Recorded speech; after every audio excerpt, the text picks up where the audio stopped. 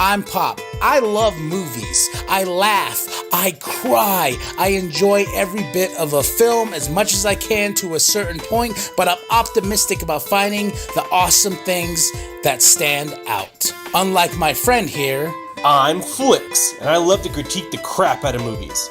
I love movies to death, but with all the crap that Hollywood is putting in our movies nowadays, someone needs to take a stand. we are Pop-Flix.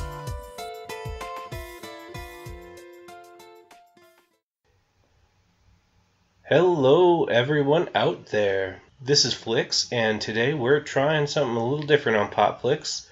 Couldn't get Pop to sit down with me for this one, but I'm trying a new little segment for those situations called Self-Inflictions, where I watch a generally ill-received movie, and I give my thoughts on the process. This is one of those movies I couldn't get anyone to sit down with me for. So, with that in mind, today I will be doing a movie that just came out today, actually, on DVD, called Teen Titans Go to the Movie. This is based off the rather ill-received by classic fans reboot of Teen Titans.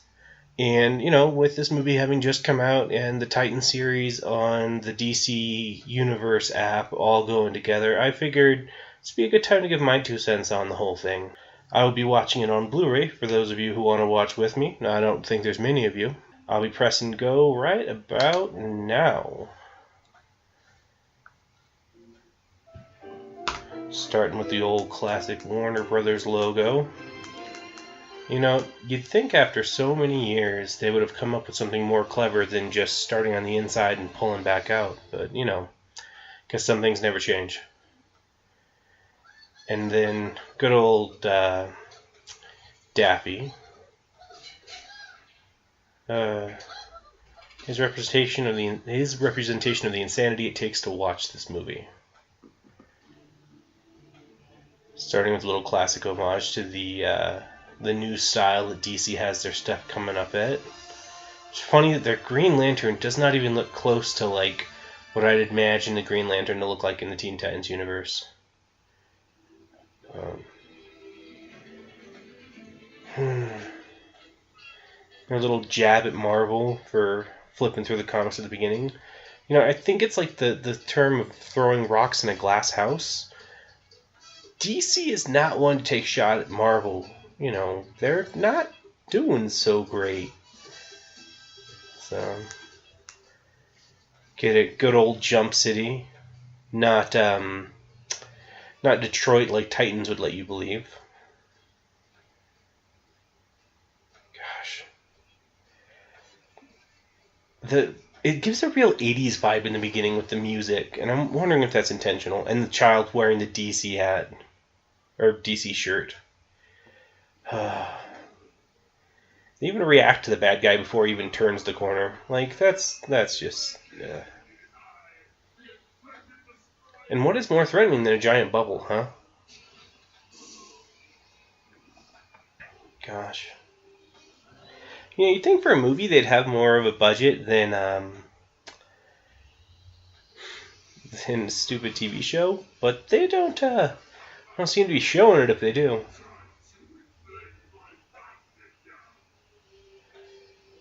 I always wonder why villains who have all this power just still stick with robbing financial institutions.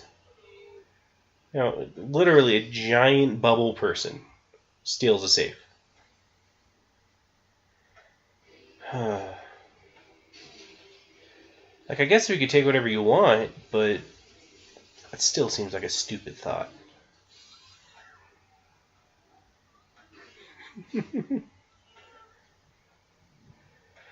And, for incompetent as the Titans are shown to be, it's a little weird that they did such a good job at saving all those people. Like, they should have thrown one of those cars and had it land on a cop. But I feel like they're going for a far more epic feel than they really have earned.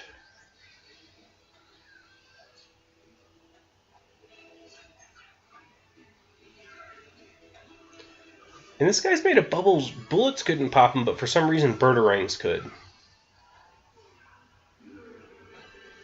I I mean, I guess if there was a power, it'd be an immortal bubble. You know, wouldn't be the worst one in the world. Gosh, damn it. And Starfire just popped a kitty. Are those supposed to be threatening? If you got punched by a bubble, wouldn't it just be like nothing? You ever been hit by a bubble? You know, bubbles, balloons, they don't hurt.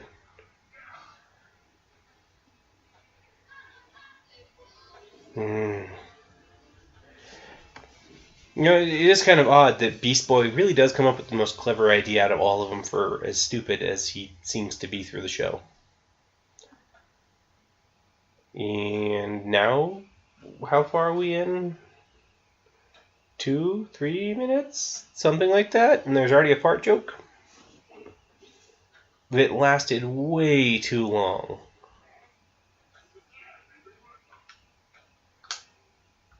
Yeah, not even 5 minutes in, they already made a fart joke. I like how Cyborg's the one that asks if they look like the Justice League, considering he is a member of the Justice League in, like, every other continuity. But they felt in this show to drag him down still. I mean, not that you'd have these other people on their own teams, but considering the New Titans doesn't seem to have Cyborg yet, we'll see how that goes.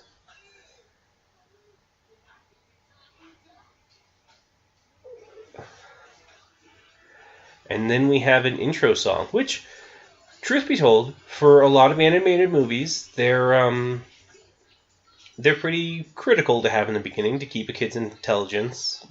Intelligence is the wrong word. Attention. That's what I was thinking of. Don't need intelligence to watch this movie.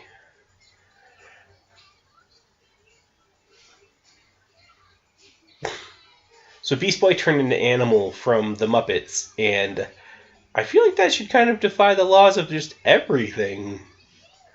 Well, that also does prove that Jim Henson exists in the universe of DC, which is weird because they're owned by Disney. As someone who's actually watched this show, I really do wonder if someone who's never watched the show gets a lot of the jokes they make. Because they talk about Robin's tiny hands, which is like way overdone in the show. And then Cyborg and his meatball cannon. Like, is that really appealing to people that have never seen the show? And then Raven, which I'm sure most people view as like the most destroyed character. I really feel like Teen Titans Go gives her far more personality than she had, but takes away from her story so badly. And with the intro, there's something I just saw. With the intro, they show Hal Jordan's Green Lantern, but in the movie, they use Jon Stewart's. So, like, what was the thought process behind there? Just because you wanted to have the actor who does the singer who does the music video for them in the movie, you had to have the Black Green Lantern? I don't know. They could have just added him in the credit and been fine. And now we have Nicolas Cage's Superman, the role he always wanted.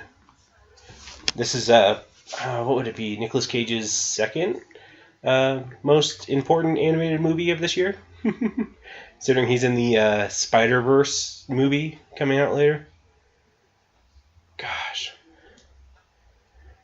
Like, you look at a lot of these actors, this is probably the low point of their year.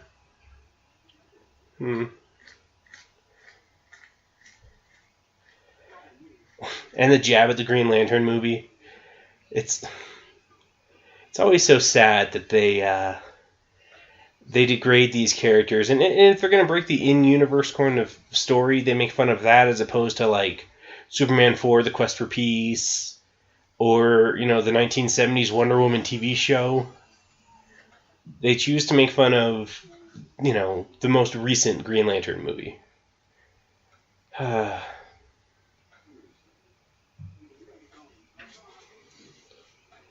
It's also weird that the heroes are so down on these guys, and yet even in the TV show Go, they've done a lot of like stopping villains. They've done a lot of very stupid not stopping villains things.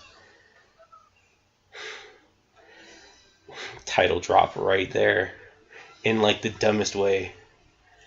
But no, I don't know. This movie has so many nods to other other DC properties, and like little jabs at their own universe. It is also a little awkward that Supergirl is wearing Elastic Man, out of the fact that means that he's like clinging to her body. I'm not sure if Kal-El will appreciate that on his cousin. And they squish the Atom, one of multiple times I think that's going to happen in this movie.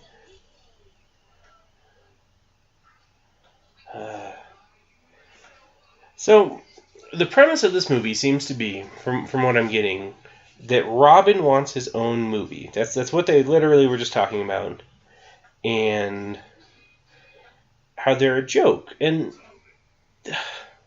the truth is, Robin, like some of the Robins, are jokes, in the big scheme of things. Dick Grayson's beginning, when he was wearing little elf boots and the tights. That was kind of campy and goofy, but that was for the times. And then things have progressed, but... and the Challengers of the Unknown. This movie does just keep throwing things after you that, like, unknowns to the DC universe would be completely lost on. And they poke fun at it here, but it's still real stupid. And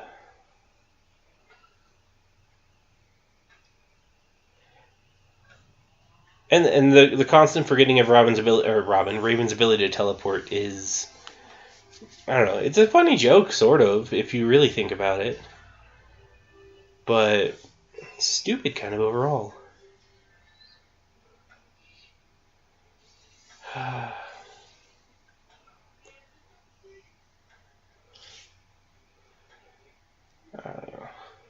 How would Kid Flash and Aqualad get invited before the Titans? Because weren't they just as bad as the Titans in the show?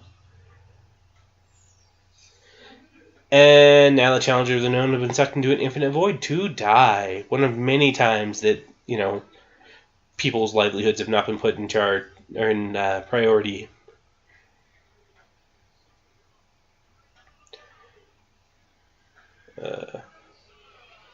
Jade Wilson. Anyone out there who's seeing this for the first time, I really do want to know if you don't, at this point in time, already know who that's going to be. Like, I don't know, subtlety is not this movie's strong suit. But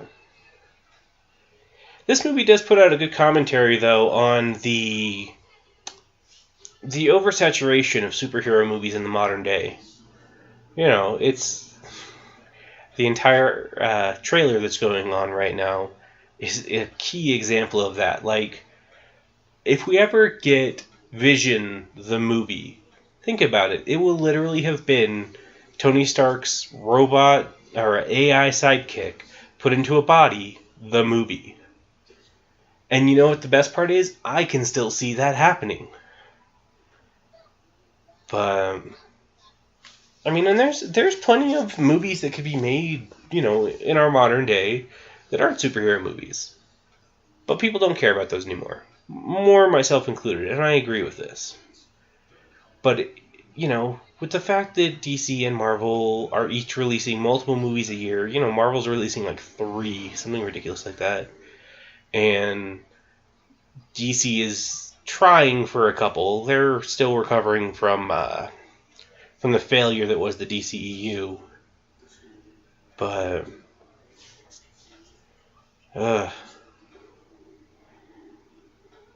it is also a little off-putting that they use the animated Batman in this movie. Like the original 1990s one. Because that compared to the the Batman in this movie, like, just remind you of how good we used to have it. Uh, they just, I don't know. This movie, like, wants you to feel sympathy for Robin for not getting a movie. Which, I don't know. That just seems like a really dumb movie premise. As far as what they could have gone for. Like, this movie simply reminds you of the good days of the original Teen Titans when they were taken seriously. You know, Robin, at the very end of the series, was leading like 40 Titans. And, you know, yeah, it was only one battle, but it was still a serious moment that, you know, this movie doesn't give you the means to learn from. So,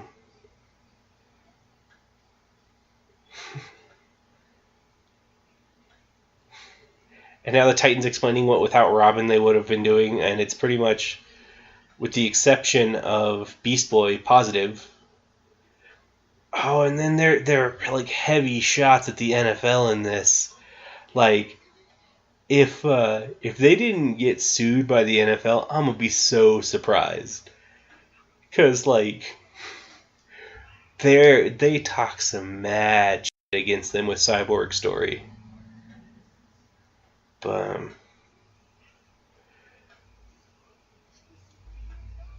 it is interesting to think about that they just brought up that, you know, villains are sort of a status symbol to heroes.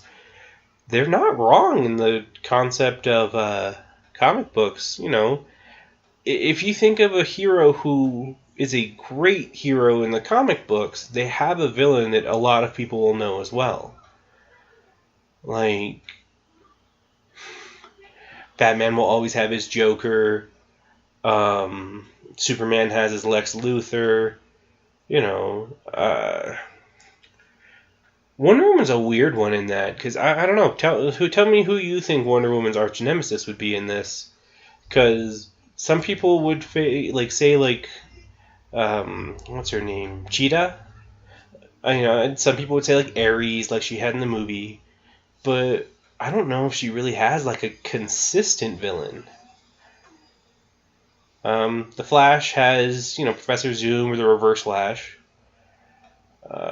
Let's look at Marvel, though, too. You know, Marvel has, you know, let's see. Big Marvel hero, Captain America has the Red Skull. That is a dead guy. Dang, it's harder to think of these because like the movies ended up giving more of them because, you know, Obadiah Stane became Tony Stark's arch nemesis, but then the Mandarin was kind of really his big one. But the Marvel doesn't quite have the same level of villains, and that's why a lot of people, you know, dislike a lot of Marvel movies is because of their villains. But DC's are kind of overplayed at this point in time. And now we get brought up the fact that Slade Wilson and Wade Wilson have similar names and costumes and kind of personalities in this. Which, also, I mean, it's kind of interesting to have, what is it, David Arnett? I think it's David Arnett. But have him play as Slade in this movie when the last DC movie he was in, he was playing Batman in the Lego Batman movie.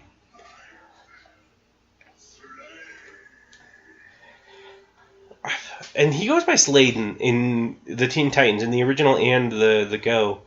And it seems weird that you'd pick that as being a super badass name when Deathstroke sounds a lot more threatening than just Slade.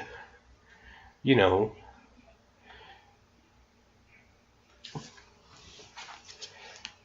It's also funny that they just kind of confront him with, hey, we want you to be our arch nemesis. And he's just like, ha, you're a bunch of losers.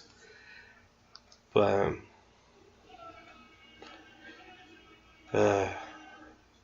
It's also a little unfortunate that they have him like not use his badass karate skills. They just have him do some cheap tricks.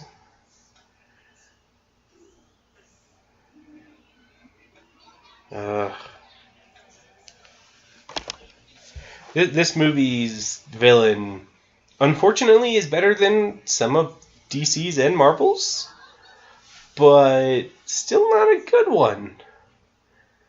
Like, I'm trying to think about the last good superhero villain who was a villain to, like, not like Thanos, who wasn't a bad villain. He was a good villain. He spread over a bunch of movies, but like one that in one movie was able to do a lot, because Thanos was constantly being teased in. But thinking about a good movie, I don't know, maybe Killmonger in the Black Panther movie. I mean, Wonder Woman wasn't a bad movie, but Ares still wasn't a good villain, But I mean, the positive to Slade in this movie is he plays to the stupidity of this movie. So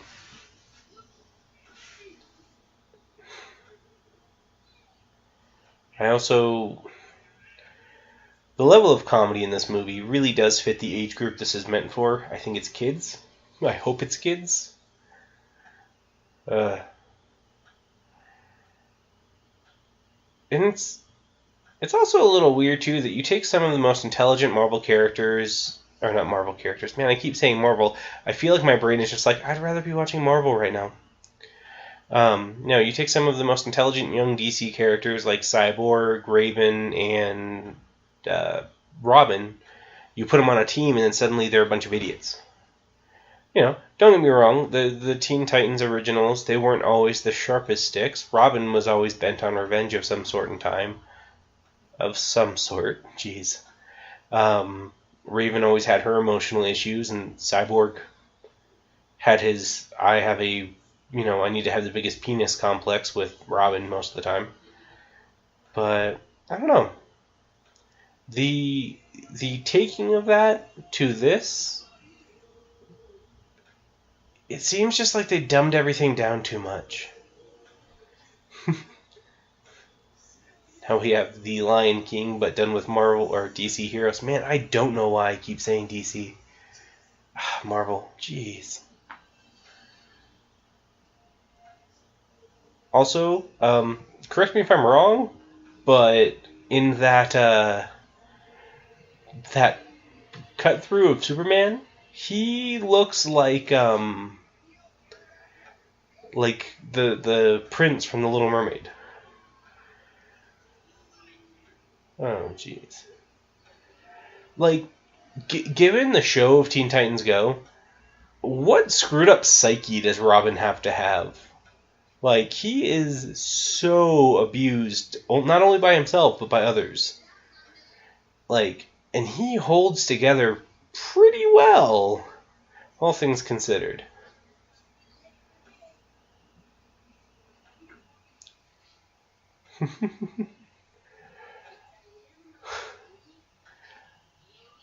This is probably the nicest thing, though. They're trying to help him feel better, but I don't know.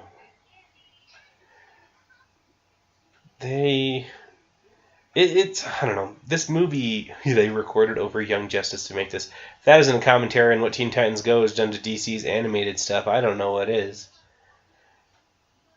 But now we have a pseudo South Park Robin movie.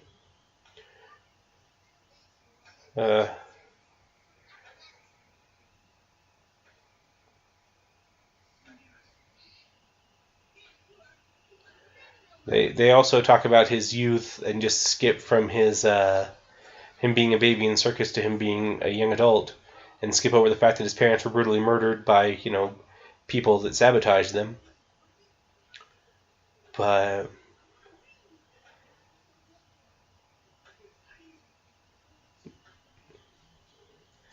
I will say, like, for a positive part to this movie, the clouds out there building look really nice.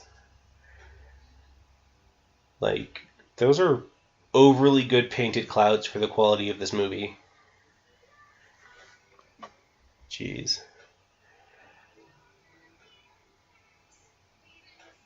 I don't know. You think that the Teen Titans original series would have worked with musical numbers? Because I feel like that's something that this... oh, jeez, that looks so creepy. Super toony versions of them. Like... Oh, jeez. But, like... Would there ever be a music video for the Teen Titans? Like, not the Puppy Yumi thing they had in the original one, but with the Titans singing. You know, it just seems like it's something that should be impossible with the serious level they take themselves. So, considering a lot of ways that Cartoon Network especially is taking their animated shows is to have musical numbers through them. Yeah, I don't know if they really want the original Titan series back. Gosh, that tiger looks like Tony the Tiger, but on meth from the 80s.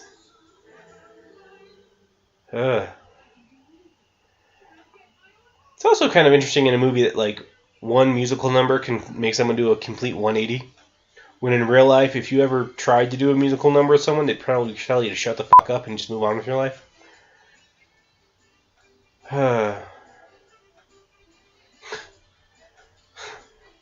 like how they put a tiara over one of the presidents, and it still doesn't look less manly than Wonder Woman already looks.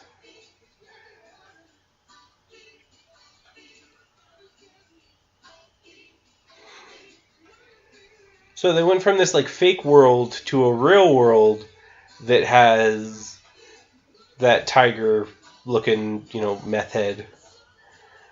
And suddenly he exists in the real world. And they just murdered him. Like, ran his ass over. So when I saw this movie the first time, and again it got me, that was my first, like, genuine laugh from the movie, was when they run over that guy. Which is really sad that in a kid's movie, vehicular homicide is the first thing that gets you laughing. But...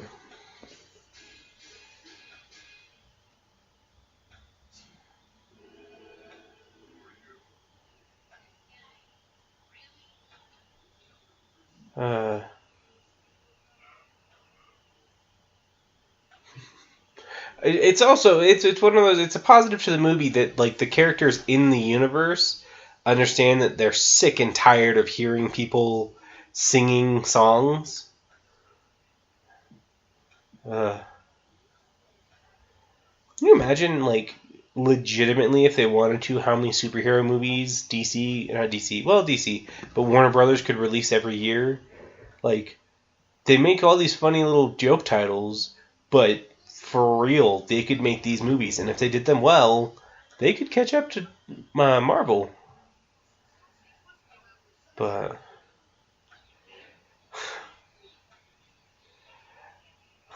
Stan Lee's subtle cameo.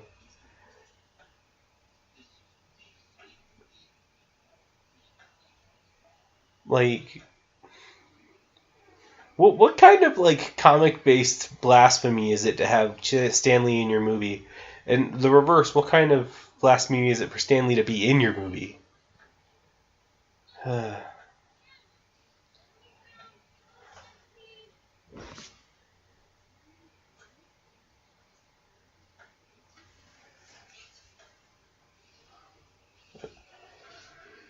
then they make the sudden joke when they're making Batman vs. Superman 2 that everything goes dark and gritty.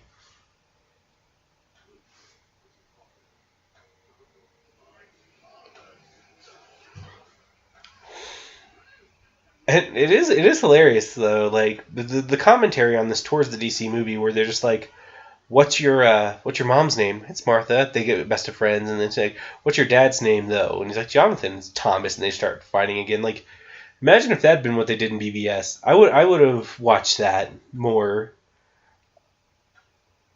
Um, uh, like for real, like having like thousands of movies and Robin being like, well, I'm the one that's not getting it, and then that being the entire premise of this movie is pretty stupid as far as movies go. But I mean, given the Teen Titans Go's, level of intelligence, it's pretty on par. But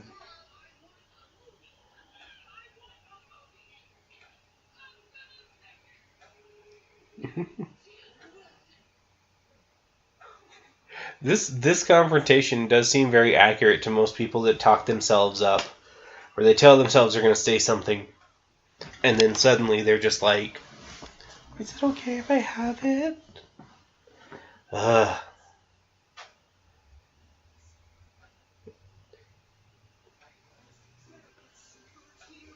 So, and then there's this song that Robin's doing about his superhero movie that is very blatantly not sung by the voice actor who does Robin. Like, even watching this in the theater, I was very confused about it, and then I looked it up later, and I'm just like, who is this person voicing it? Because it's not the basic here, or the same guy who does Teen Titans.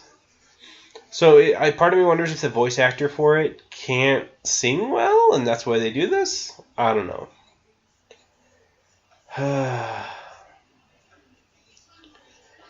And it's always about Robin's ass. Like, I will say that the animation done for this one is actually pretty well, especially compared to the rest of the movie. Like, they make it seem, I don't know, like its own style.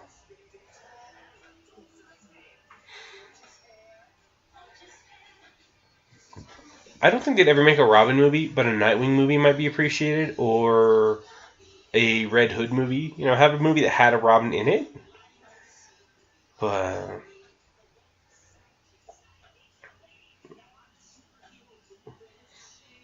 and then he blatantly ties people up onto spotlights and spells out his name. Because that is not vain. That is sending a message to the villains.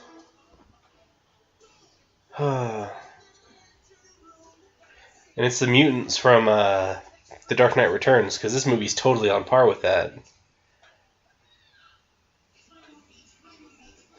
And then his ominous catchphrase, crack an egg on it.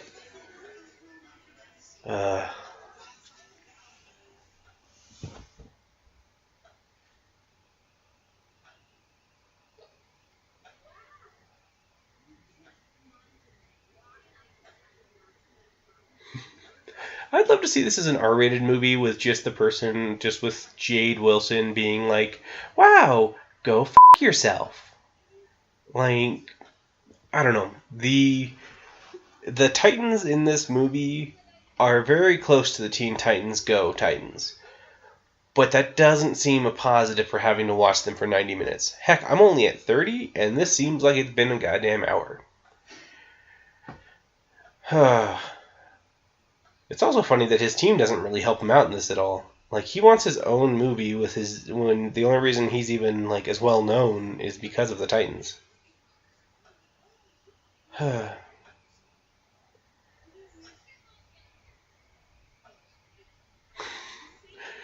They want to kill the other heroes, / just change their origins so they don't become villains. And that might be the best super villain plan I've ever heard.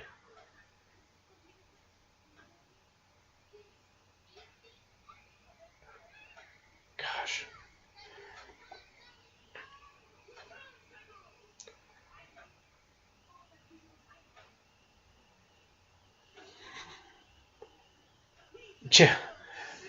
I mean, gosh, this movie is such a good commentary on the recent society of, superhero movies, where you can't have just something simple. It has to be over the top. I mean, granted, time tricycles doesn't seem like that much. But, like, when you've bought the rights for Back to the Future's music for the time traveling, you've had to have, like, taken steps into this to, like, think through what we're doing. It's also they use the term radness when just that in of itself is probably not rad. And then they use Aha's Take on Me. Like, I wonder what this movie's budget was as far as its music goes, because it seems like they spent way too much for a craptastic kids movie. Like, also seeing like a super happy Raven all the time is a little off-putting, especially because her powers are supposed to be fueled by emotion. So when she's feeling happy, stuff should be happening. Like, the little tassels. But no, like, Raven's character is a huge problem in these shows as far as what they explain her powers as and what they actually do. I like how the half-robot person is the one getting motion sick as well. We're going on to the dying planet Krypton with fake Marlon Brando.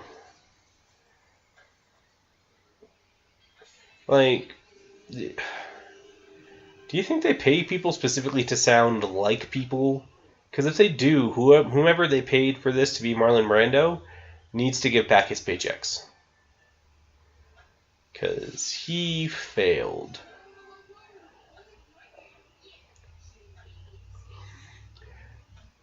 I mean, they do bring up a good point by saying that, you know, Jor-El and his wife are terrible people for just launching their baby into space.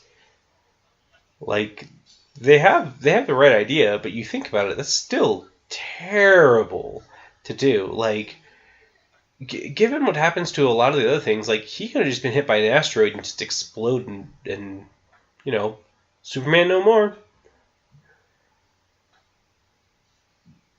And they also have to make fun of the fact that there's the crystals on Krypton being such an important thing. Like, why? Like, someone answer this to me too. Why are crystals so important to the Kryptonians? Like, their entire planet seems to be made of them. So, why is it so important? You know, the first Superman movie, he throws the crystal into the Arctic and it creates the Fortress of Solitude. Then you get, you know, you move up to Superman 2, where there's the one that can take away his powers, and then the one that can give him back his powers. Then, what is it? Superman Returns, where they use the same Kryptonian ones. And, you know, they start building a land mass in the middle of the Pacific Ocean. Or the Atlantic Ocean. Like,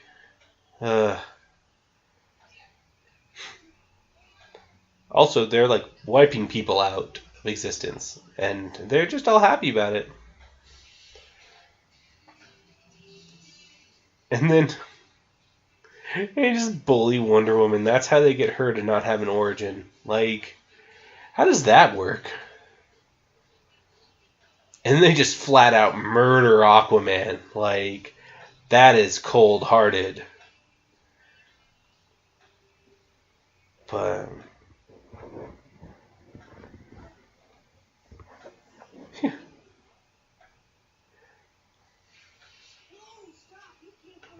they stopped the Waynes from going into Crime Alley.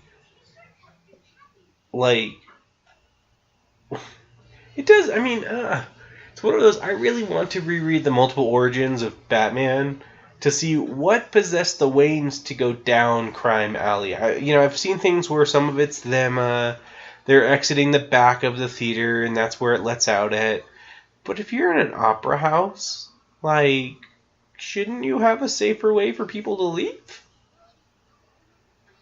And then they get back to the future and they realize that they have screwed over the world. Which shouldn't be a surprise, you know, because how our world is without superheroes, we're in a constant state of anarchy. And then they just flat out start, like, screwing people over. I mean, except for Aqualad. They literally just take a pair of scissors and save his life. That's...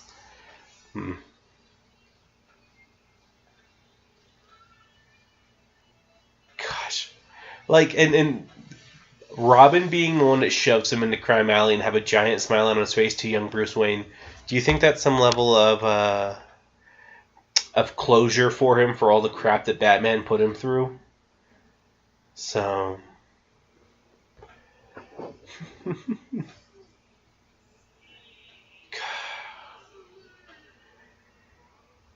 There's just... The saying of Slade's name, again, I stand by, Deathstroke, is so much better of a supervillain name than Slade Wilson.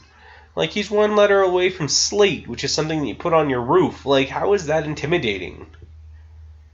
It's also... I wouldn't say concerning, but it's also a bit stupid that you never see him with his mask off. Like, in any of the show, except for that one part in season 4 where he's just a skeleton head. But, like, as far as seeing Slade Wilson's face, you never see it. And that's really concerning to me. Because he has such a cool and badass old man look in the comics. And even in the Arrow show, he looks badass without his mask on. But it's because, like, in a lot of real context, putting that mask on someone that's just, like, 2 colors, that's not very, intimidating. But...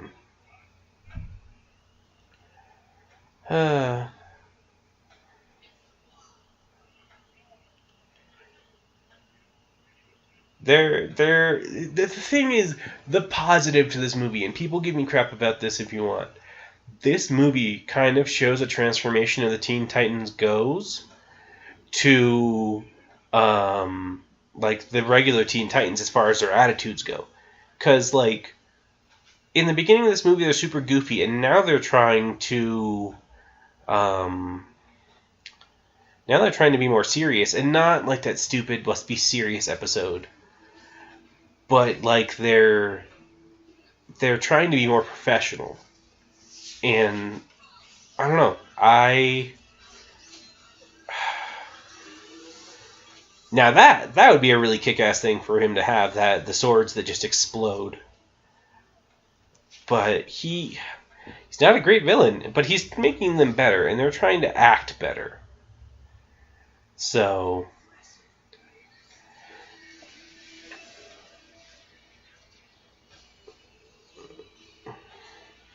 you get a fight scene where he's just doing a kick-ass job of dodging.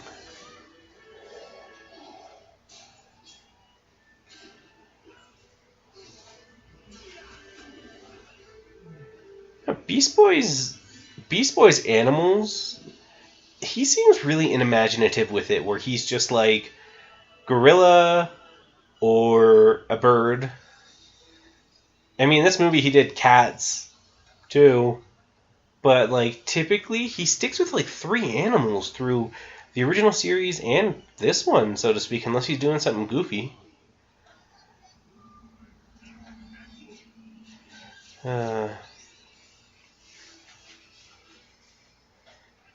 Also, with Cyborg riding Robin, or Robin having Cyborg on his back as a jetpack, like, it seems like it just is useless for one of those two to be there.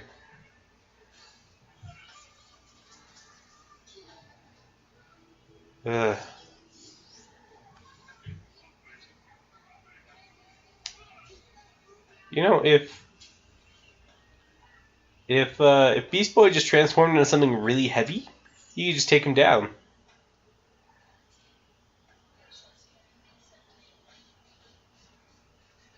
Also, the password, the noise password to their vault is one of their Teen Titans sounds from the original series.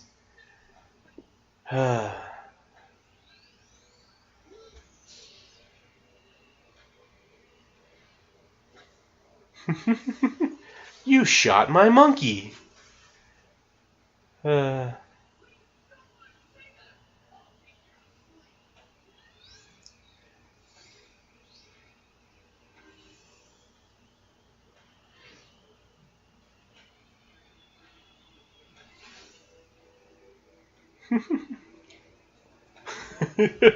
Raven's complete disregard for Beast Boy's well-being when she's just like, get up. Like, everyone always shipped them in the original show. How they're like, Beast Boy and Raven should end up together. Then there was Tara, and everybody hated her. But like this show, like for as much crap as people give it, this show like answers some of those questions. And I don't know. I think that some of their jumps with Go went in the right direction. Other ones didn't, making it so comical and non-episodic that that didn't really work. But the answers that they gave to a lot of questions that the shows wouldn't answer before really work.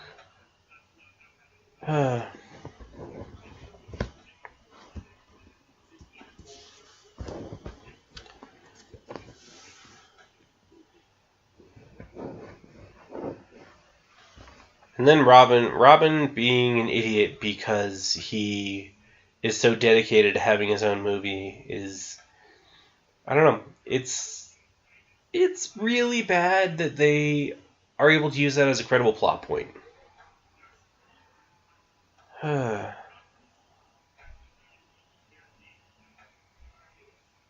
then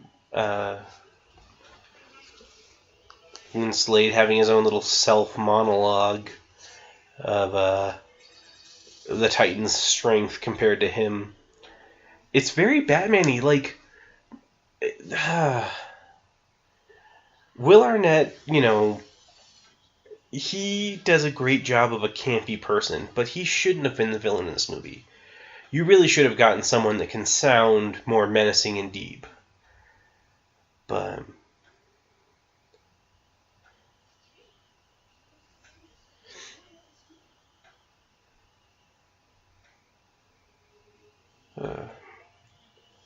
yeah, it would be nice someday to go to Warner Brothers lot, but to to go see it. But it's one of those, I'm sure it would not be nearly as fun as this movie tries to make it seem.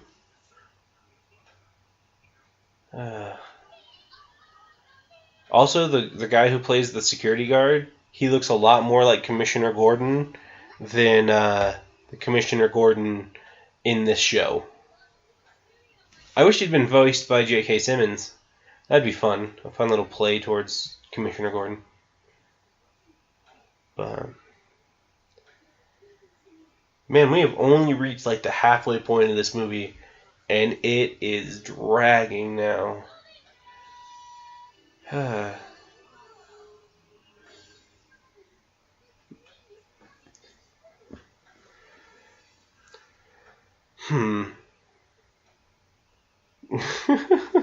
And they have all the animals from the original series that have just been sitting on the rock the entire time because they totally know about that.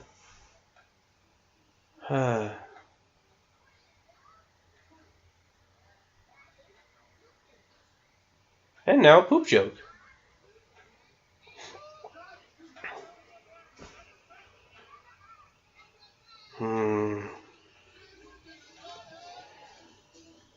I really, like, what age group would understand and find that funny?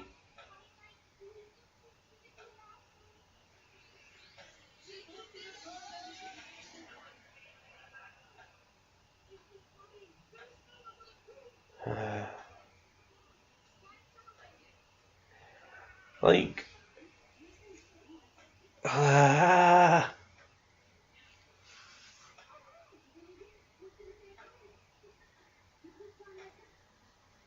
gosh. It's jokes like that. This is the reason everybody hates this show.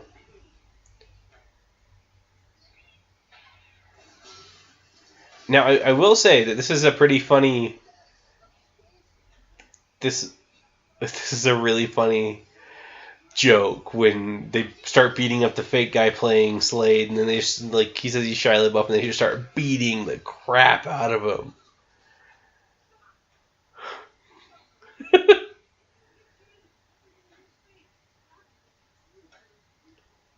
It also seems, I mean, I know it's all part of the plan, but it also seems so weird that you'd have the real people playing themselves. Because that seems like that wouldn't work out. Especially because you have the villain being played by a different person, so why not have the entire team be played by someone? Like... Ugh.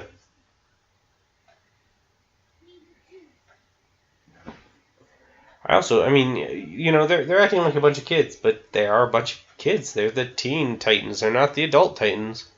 So someone calling out their maturity just kind of seems, you know, kind of stupid, I guess.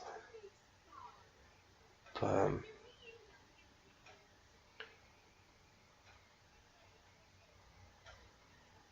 also seems weird that the term shenanigan is used in this.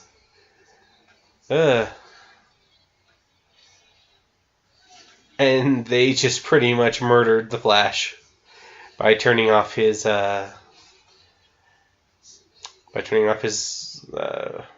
treadmill, and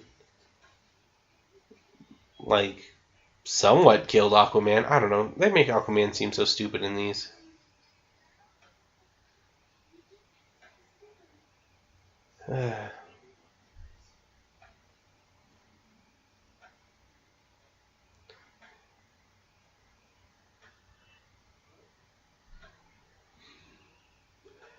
And it's funny that this is like Nicolas Cage's dream to play Superman, and the time they give it to him is in Teen Titans Go to the Movies. Like, I can't think of any equivalent that would be a negative to someone else, but this is like the worst case scenario that you got to play someone that you've always wanted to play. Not only does he not get dressed up as Superman, but he you know, he gets to be in a movie that a lot of people don't like.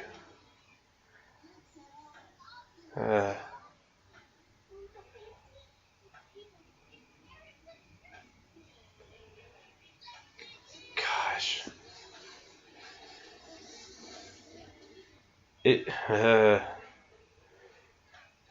Like, my thought process on this is that when they made this movie, or when they made this series originally, they were like, what can we do to piss off people who enjoy these? And it's by making our main characters as unlikable as possible. You know, Robin, Robin is a self-centered asshole. Raven is the exact opposite of her character in the show, where she came off as mean, but she was actually a really nice person, where in this one, she's just a mean-spirited person most of the time.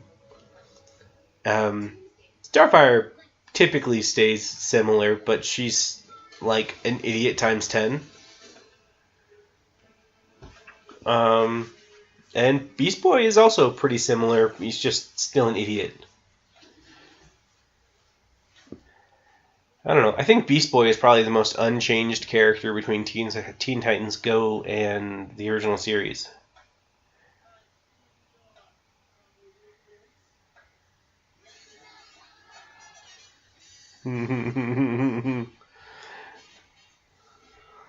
They start kicking the crap out of Superman by tossing kryptonite on him and then just kicking him. Like, you are beating up the most wholesome person in the world, in your world, for that. They also, I mean, that was a pretty clever joke, the National Treasure joke. That is far more highbrowed for this movie than you would expect. Why? I don't know. I've never gotten, in the comic book world, you don't see people typically write the name of something that they're, like, any of Lex Luthor's Doomsday devices. The name Doomsday Device wasn't on it. But in this movie, they decided to hit it on the nose by flat out putting, Doomsday's name on it, just to give the context of the situation. They don't have this giant menacing device people ask what it is and think it's going to be a Doomsday device. It's just flat out named Doomsday device. But then they're like, oh, it's an acronym for something completely innocent.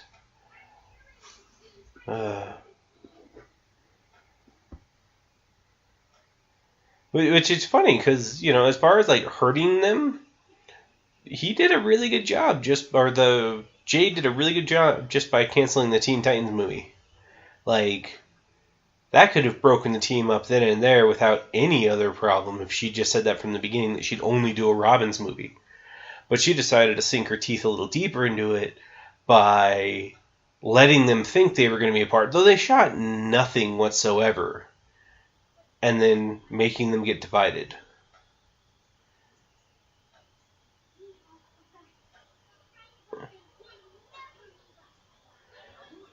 Which they're so shocked by his betrayal, but the sociopathic Robin that's been depicted in this movie and the TV show in general would have said yes even without them being offered anything. Like, that's just his character. This isn't any, like, harsh reality that his character would pick a movie over them. And, it's another one of the reasons I'm fairly certain people absolutely hate Teen Titans Go. Is because it takes these characters that had morals and standards and stuff like that, and it throws those out the window. I don't know. Dude, like, seriously, Cyborg shots at the NFL in this are brutal. But, and then Starfire is just like, she's trying to make you feel bad for the moment, but you don't. This is Robin from Teen Titans Go. This is normal for him. I mean, it's also normal for him to be manipulated by the villain, but we'll cross that bridge when we reach it. Gosh, and like a prosthetic hand to put on his tiny baby hands. I don't know. The Robin that they depicted out in the thing, I would not want to watch. He's like overly veiny, muscular, and real creepy. Gosh, the obsession with his butt. Like, is that supposed to be his defining trait, is that he has a nice ass?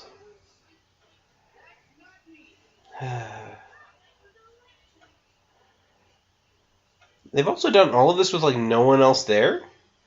These three people are, like, the first ones that have met him.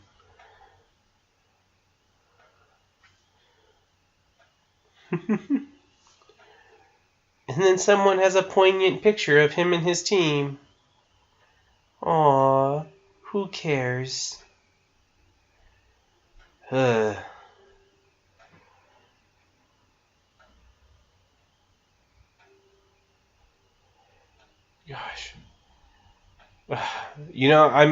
I'm waiting for a major Teen Titans Go thing that does not in one point or another involve waffles.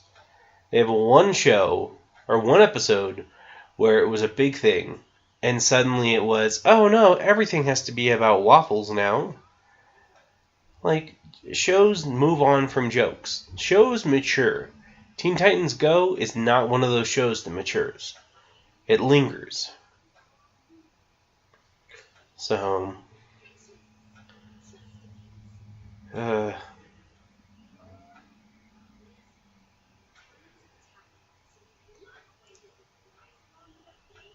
so Jade's scheme isn't bad, but if the Teen Titans aren't in this movie, why is he putting something away in Titan's Tower? Like,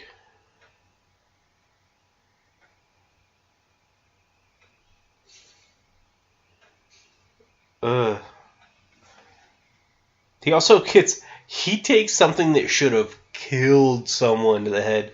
One of those spotlights falling, those lights weigh over 100 pounds. He should have died. He is a small child. He should have died. Uh,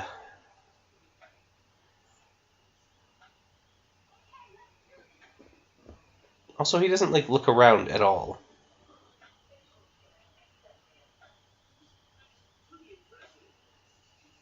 Uh.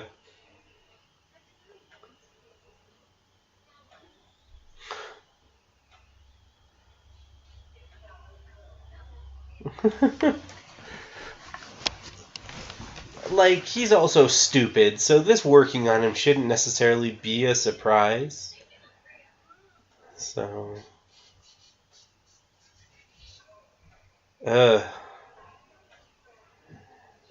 My biggest question in this is, you know, how does Jade have both her eyes if Slade only has one, if they're the same person?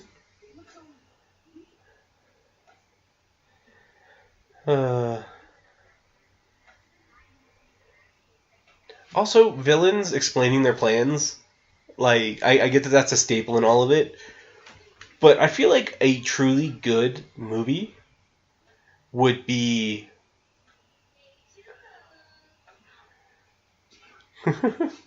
A truly good villain in a movie should definitely kill someone before they do that. Like, I'm waiting for the movie that happens, where a villain, instead of explaining their plan, just kills the person. Now, you know, long term, probably they get stopped, but just, like, killing people.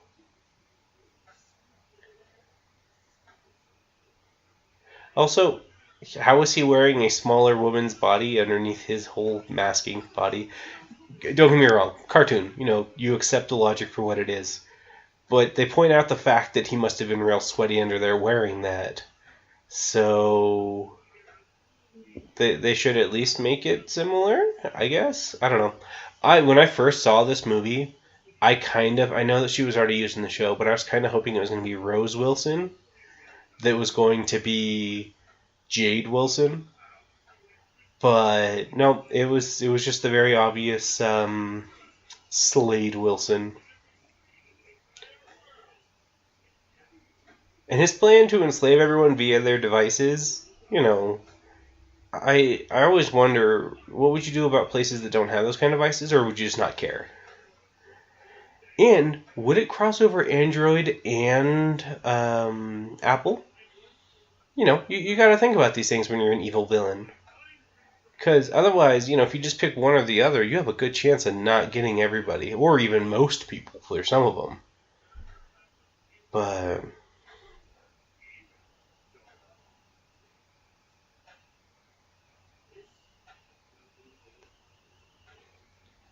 Also, set the explosive to let the bombs decide whether or not the hero dies or not. Don't kill him yourself, even though you have swords. Just take his head off. It's a cartoon movie. Maybe he'd survive having his head taken off for a while. We can only hope. Also, I wonder if the Teen Titans show is going to take off after this, after the Titan Tower has been destroyed. Because, you know, a lot of unreplaceable things are destroyed in this fire because Robin is what's the right word? He is a selfish cunt. He also animated his hands so weird. I know it's supposed to be baby hands, but when he's wearing the gloves, they look like they're normal, and then he takes them off from their baby hands, and it looks just so creepy. It's like putting a baby head on an adult body. Like, that's just off-putting.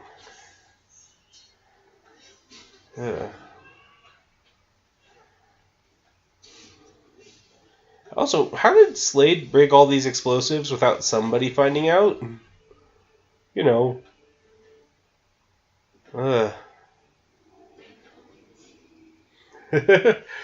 Yeah, giant building comes crashing down. I'm sure somebody's going to blame Superman for this one. And there goes Titan Tower. And all his hair gel. You know, all his hair gel was in that place. Fans of the show will know what that one is. But, I don't know. Let's take bets. He's walking through the destroyed ruins of his home as he's reached his all-time low. Will something happen to pick him up? My guess is no. Just a meteor will come out of the sky and end it, as we can only hope.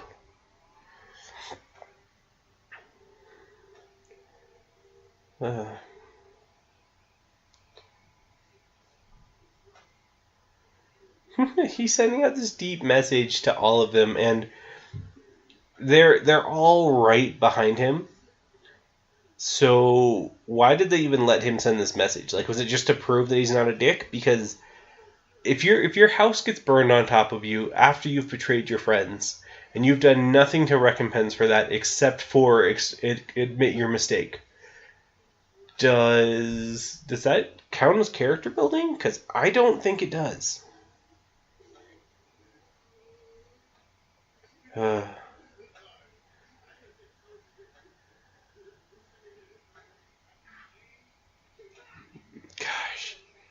I don't know. If I had to pick someone I absolutely hate in this movie, of the Titans, they're all pretty equally horrible. But probably Cyborg, out of his overdoing it, where, Raven overdoes it for her character, but not that much. Starfire stays about on par, so does Beast Boy. Robin is a giant dick. Grayson.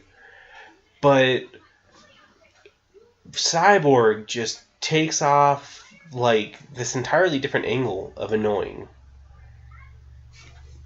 I don't know. So, also, if this movie's going to be simultaneously cast to the world throughout,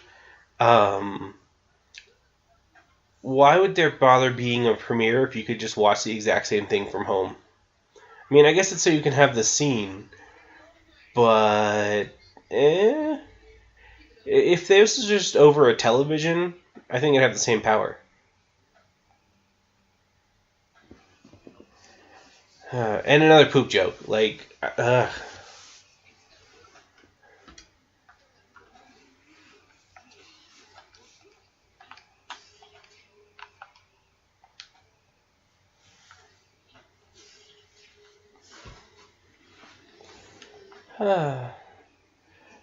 somehow, and it's funny because the eye holes on the mask are both empty, yet Slade is still missing his eye.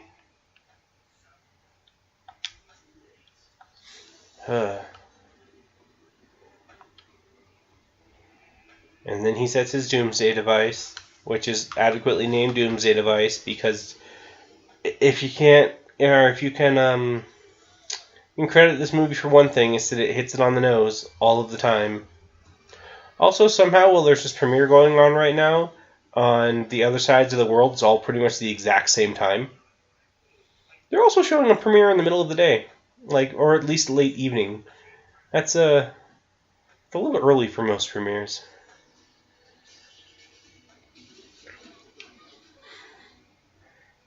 And you would think that they'd have just been killed instantly.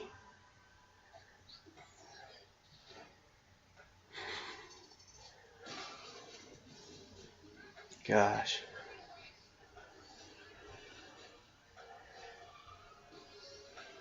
We have to go to this device right in front of us. Let's take a turn.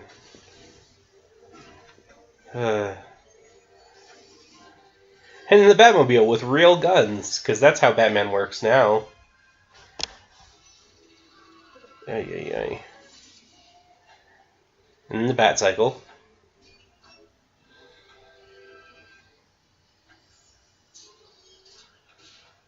And the Bat Scooter. And the Bat Skates. And Alfred. All the things that Batman rides. I don't know. I get the fact that they're trying to make fun of that, but it really falls flat in the situation. Also, that was just a dick joke. Because the dick just came out of Batman's utility belt. And Stan Lee is back to sell out. Yay! Can you imagine if this was the last movie Stan Lee was in? I don't know about Venom. Feel free to tell me if he's in there. But if something happened and he wasn't in Captain Marvel or the new Avengers movie, and this was the last movie he was ever in, like, how bad would that be for all Marvel fans? Ugh.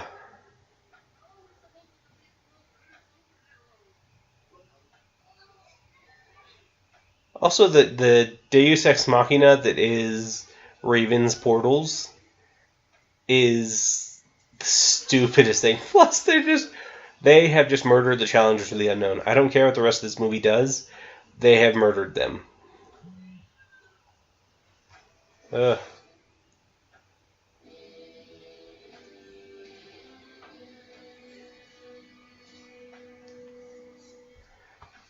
And now we have the fight between Robin and Slade, which in the original series was such an amazing fight. But this just is kind of, I don't know, campy, and the stakes on this one, despite being higher, definitely don't seem like they are. Like, when Robin was facing him, it was psychological, it was deep down, and this one is just, I smack you twice and you have a movie. Watch it and be self-centered, like, where the real Robin would never have watched this.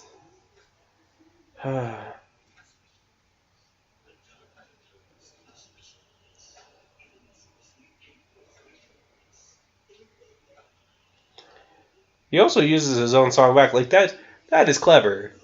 But it's still, I don't know, this movie's attempt at being serious is really dumb. Also, the Titans just came in and saved Robin. If they just destroyed the device, everything would have been better.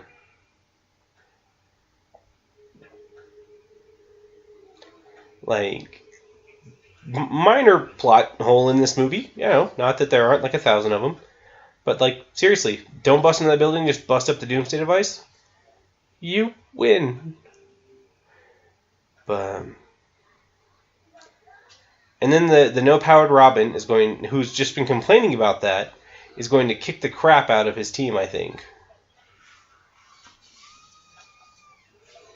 Like, is he like the Batman, where he has contingency plans set up? Because that is not the level of intelligence you have for this Robin. So, again, the joke about it being over Young Justice, like, this movie probably did just destroy any sense of Young Justice coming back on Cartoon Network, because they're like, hey, if we can make a cheap, crappy little reboot of Teen Titans, then why do we need to have a serious show like Young Justice? Also, Smiling Raven, scariest thing in this movie. And you have a man who's a Swamp Thing. Like, Raven smiling is scary, but she does it so often.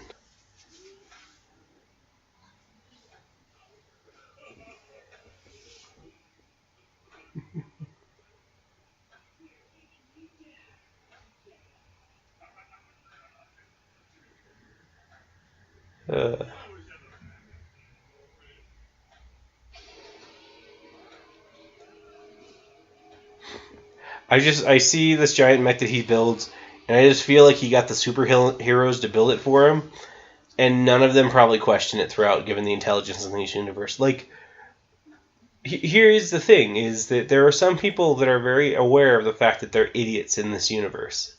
Like, that the Titans are stupid and dumb, but there's other ones that seem to be on the same level of the Titans as far as their intelligence. Most of the time it's their villains in the show. But it just makes you really wonder where the line is. You know, where the stupidity ends.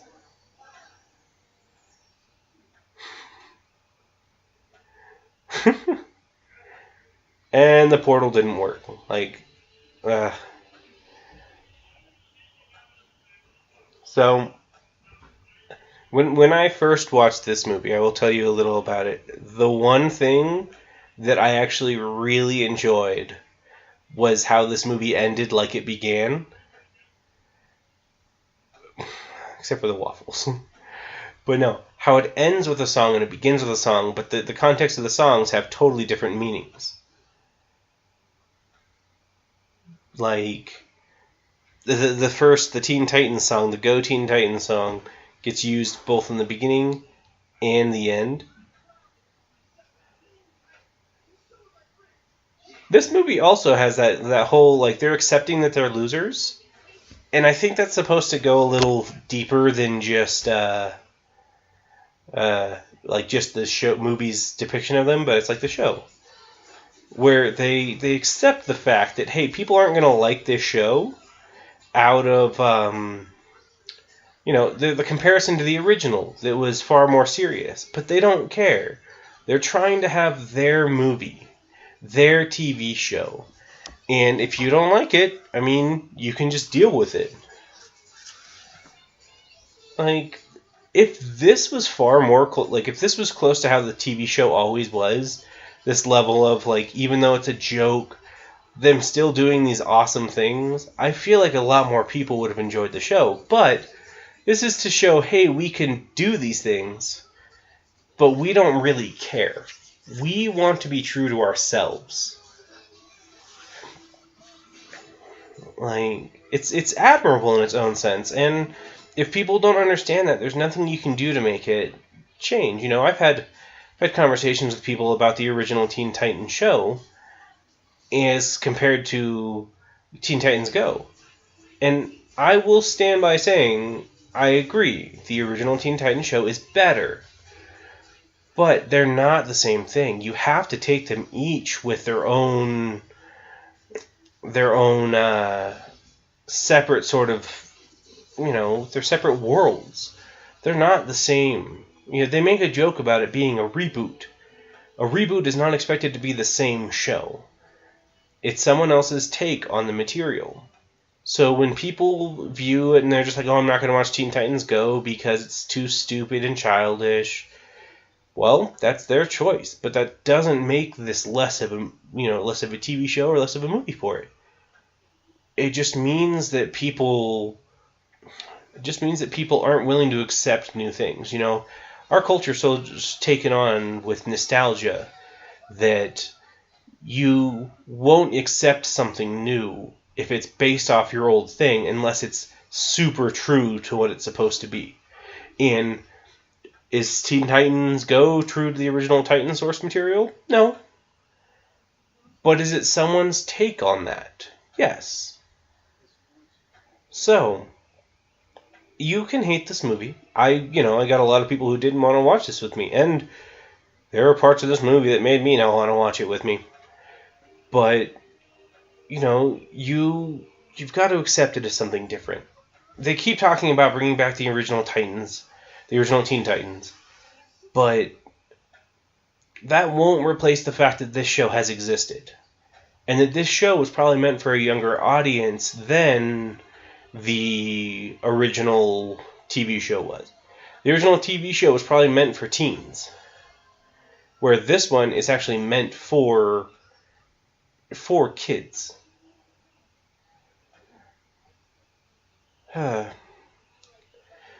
This show breaks the fourth wall a lot more too. Like that's what this culture is now. Is they want you to break the fourth wall, but people don't want to accept that.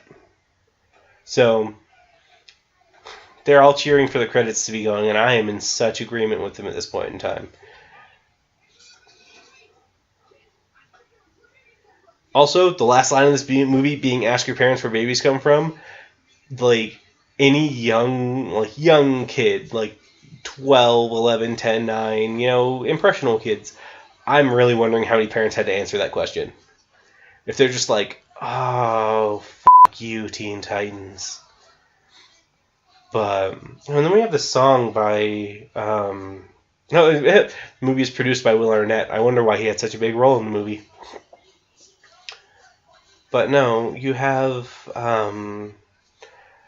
the guy who voiced the Green Lantern in this movie doing his little song at the end. And I don't know. This is the version of this song in this movie because it's 3 times this song happens. The beginning, at the end, and in the credits. And this is my least favorite version of it because it gives very little credit to the actual voice actors for the show. It's just pretty much all that same guy. But well, a Warner Brothers animation presents, and then hope for all people, Teen Titans the original series characters. So well, this is the part in the credits where today me, gives my judgment on the movie in a numbered base. And not the best animated movie of the year, I will say that. It's, not got a huge amount of competition for that one either, so but I will give it a, let's say, a 2.5 out of 5. It is a very adequate movie. We have our friends over at Shudder to thank for this episode today. Hey, you! Me? Yes, you. Who else would I be talking to, you fat piece of shit? Oh. Do you like horror, suspense, and thriller movies? I'm more like My Little Pony. Then have we got the streaming service for you. Shudder. But I said... With Shudder, you get unlimited, ad-free streaming of great thriller, suspense, and of course, horror for only $4.99 a month or $49.99 a year. Oh, that is cheap. Shut the hell up! That's what I thought. Shudder has the largest and fastest growing human-curated selections of thrilling and dangerous entertainment, and it updates weekly. Let's see what's on. Wait, what?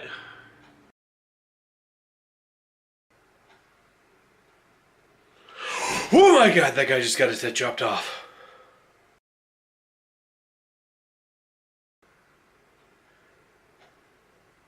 He just slit that woman's throat and is ripping out her still beating heart, it looks like. Yep. That was a heart he just pulled out.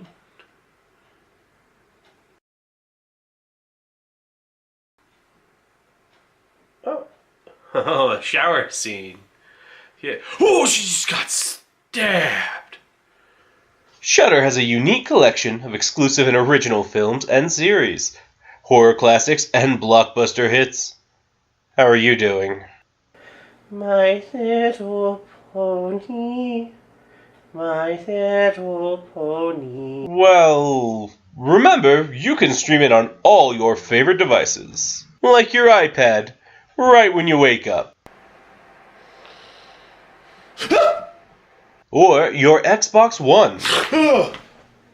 Or your iPhone. Oh, come on! Okay, just give me your phone. It's an Android, right? Also, Android devices. Jesus Christ! Go to shudder.com/podcast. That's SHUDDER.com/podcast. And use the promo code CPLUS to get your 30-day trial free. And start watching now. Thank you guys for joining me today. This has been Flix with a self-infliction for you. And hope you guys have a good day.